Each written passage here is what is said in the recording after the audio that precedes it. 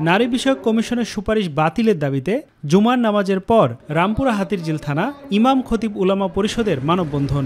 এতে যোগ দেন কয়েক হাজার মুসল্লি। এ সময় বক্তারা নারী কমিশনের দাবিকে ইসলাম বিরোধী বলে উল্লেখ করেন এবং সুপারিশ বাতিল না করলে তীব্র আন্দোলন গড়ে তোলার হুঁশিয়ারি দেন। সংস্কার কমিশনকে বলবো, প্রতিটি ধর্ম সম্পদ বন্টনের ক্ষেত্রে যে নীতিমালা দিয়েছে, আপনাদেরকে তো ধর্ম সংস্কারের কোনো অধিকার দেওয়া হয় নাই। শাইনি চুলে এখন হবে সব হেয়ারস্টাইল। সিল্কোর দ্বিগুণ শাইনি চুল প্রতিদিন। যেই দেশে 92% মুসলমানের মনে আঘাত দিয়ে ইসলাম এবং কোরআনের উপর আঘাত করে, এই দেশে ইসলাম বিরোধী কোরআন বিরোধী আইন বাস্তবায়ন করতে হবে। এটা তাওহীদি জনতা কখনো মেনে নেবে না।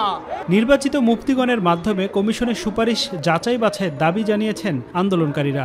এছাড়া গুম, খুন ও শিশু ধর্ষণের মতো পৈশাচিক অন্যায়ের প্রতিকারে শরিয়া ভিত্তিক বিচারের দাবি জানানো হয়েছে। গুম, খুন, ধর্ষণ ও শিশু ধর্ষণের মতো পৈশাচিক অন্যায়ের প্রতিকারে কোরআন ভিত্তিক শরঈ বিচার ব্যবস্থা চালু করতে হবে।